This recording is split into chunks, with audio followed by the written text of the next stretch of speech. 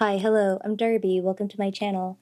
And before I get started on the snacks, I want to show off the poncho that I made for like a Summer of Love Flower Power themed disco that I went to, and I think I did a pretty good job. It's colorful and makes me feel happy when I wear it. Alright, so now for the actual book, movie, I don't know, whatever recommendations. Today I want to talk about two things that have they kind of deal with the same subject matter.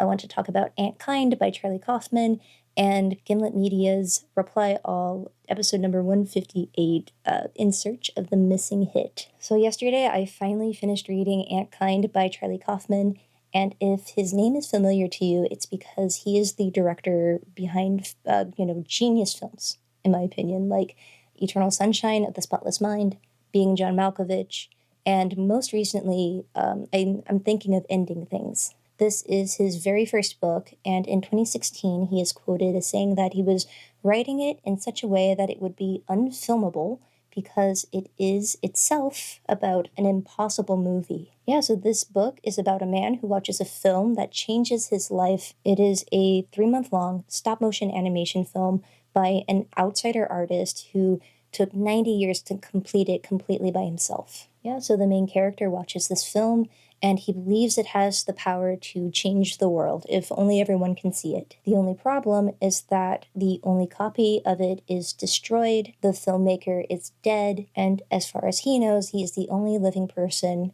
to have ever seen it. The rest of the book is about his attempt to recreate this film from his memory. If you like Charlie Kaufman's films because you like how he takes an entire person's lifetime and uses it as his canvas, then you will love this book because I feel like I have lived several lives listening to the 26-hour audiobook. Anyone who likes his films because they like how he deals with the topics of memory, perception, the unreality that television, movies, social media can create for ourselves, then you will have to work very, very hard to enjoy this book because there is so much filler.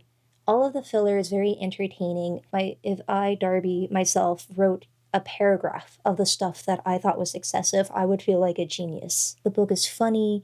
There are so many scenes that are just interesting on their own. I feel like I was doing the mental equivalent of overeating on Thanksgiving. It just felt like too much. It was just such excess. Everything just felt too much, too fast. I felt like I was on drugs because there was just so much content. There are also so many pop culture references in this book that it kind of feels like if this book remains relevant and it survives into, I don't know, several generations from now, it'll end up being like James Joyce's Ulysses, where there will need to be like an entire other book of just footnotes to explain to the reader what any of this means. It's also a careful recommendation from me because there are a lot of jokes about pronouns and like modern gender discourse, and if you can really convince yourself like I did that this is meant to be a satire of this kind of person, then it's maybe not so bad, but it does get very, very tedious. To wrap up my brief thoughts about this book, I think Charlie Kaufman did accomplish his goal to make a book that is unfilmable, but I think that's because all books are unfilmable, if you really think about it. Eventually, things have to be edited. Scenes don't make it to the final edit. Production values maybe don't match what's inside the reader's imagination. And maybe that's what's wonderful about Charlie Kaufman's films.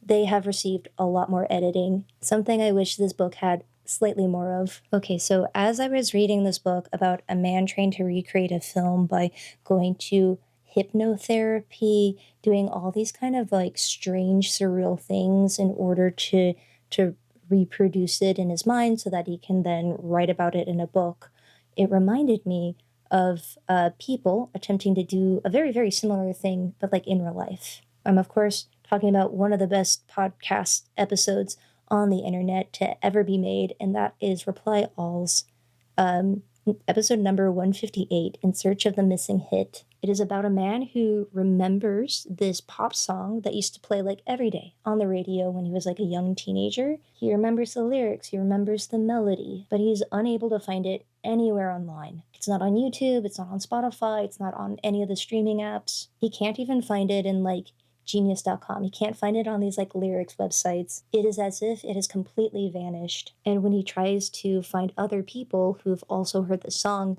it's a dead end. No one remembers this. It gets to the point where people think that he's just imagining it or misremembering like another pop song, but he remains steadfast, resolute, and he contacts Reply All's producers in order to try to hunt down the original songwriter. And the episode is about their quest to find the person who made the song. And along the way, they hire a band to replicate this pop song that may only exist in the mind of this non-musician listener. And it is a memory that at this point is probably at least 10 years old. So in my mind, it's as though two people showed up to the same creative writing class, got the same prompt, and the postmodernist wrote Antkind, and the modernist wrote In Search of the Missing Hit, and you get two very different media experiences as a result. So if you've read or you listened to any of the things that I've talked about, I'd love to hear your thoughts. I'd love to hear a little compare-contrast. And if you made it this far, here's your gentle reminder to please like the video, subscribe to the channel.